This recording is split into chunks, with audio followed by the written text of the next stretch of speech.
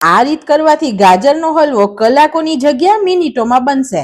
તો 1 કિલો પતલા ગાજર લઈએ, તેના ઉપર અને નીચેના ભાગને કાપી વચ્ચેથી 2 ભાગ કરી અને છાલ કાઢી લઈએ. કડાઈમાં 4 ચમચી પાણી લઈ તેમાં 1 લીટર ફૂલ ફેટ દૂધને ઉકાળીએ. ગાજરને આ રીતે સમારી વચ્ચેનો પિત્તનો ભાગ કાઢી લઈએ. આવો સફેદ ભાગ તો બિલકુલ નહીં વાપરીએ. દૂધ ઉકળતા મલાઈ થાય તેને દૂધમાં મિક્સ કરતા જઈએ. પછી કુકરમાં 2 ચમચી ઘી લઈ તેમાં સમારેલા ગાજર મિક્સ કરી અને સાતળીએ, એટલે થોડી જ વારમાં ગાજર થોડા શ્રિંક થઈ જશે. પછી પાણી ઉમેર્યા વગર 2 વિસલ થવા દઈએ. દૂધને કુકર ઠંડુ થાય ત્યાં સુધી ફાસ્ટ તાપે ઉકાળીએ. ગાજર સરસ ચડી ગયા છે અને જુઓ કે તેમાંથી કેટલું પાણી છૂટ્યું છે. ગાજરને મેશ કરી દઈએ. દૂધનો પણ 1/3 ભાગ જ બાકી રહ્યો છે. હવે કડાઈમાં ગાજરને લઈ અને પૂરા મેશ કરીએ અને તેમાં ઉકળતું દૂધ ઉમેરીએ. હવે આ 5 થી 7 મિનિટ હલાવતા દૂધને બળવા દઈએ.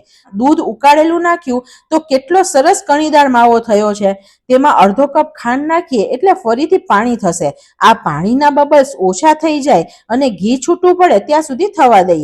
કડાઈમાં ઘી લઈ તેમાં બદામ, કાજુ અને પિસ્તાને સાતળીએ. છેલ્લે સૂકી દ્રાક્ષ ઉમેર્યા અને હલવામાં બધું ઉમેરીને મિક્સ કરીએ. પછી તેમાં એલચી પાવડર અને 1 ચમચી ઘી મિક્સ કરી 2 મિનિટ ઘી છૂટે ત્યાં સુધી થવા દઈએ. આ હલવો 3 થી 4 દિવસ સુધી ફ્રીજમાં ટકશે. એકદમ ફટાફટ બધાનો ફેવરિટ ગાજરનો હલવો બનીને રેડી છે. તમે પણ ઘરે બનાવજો.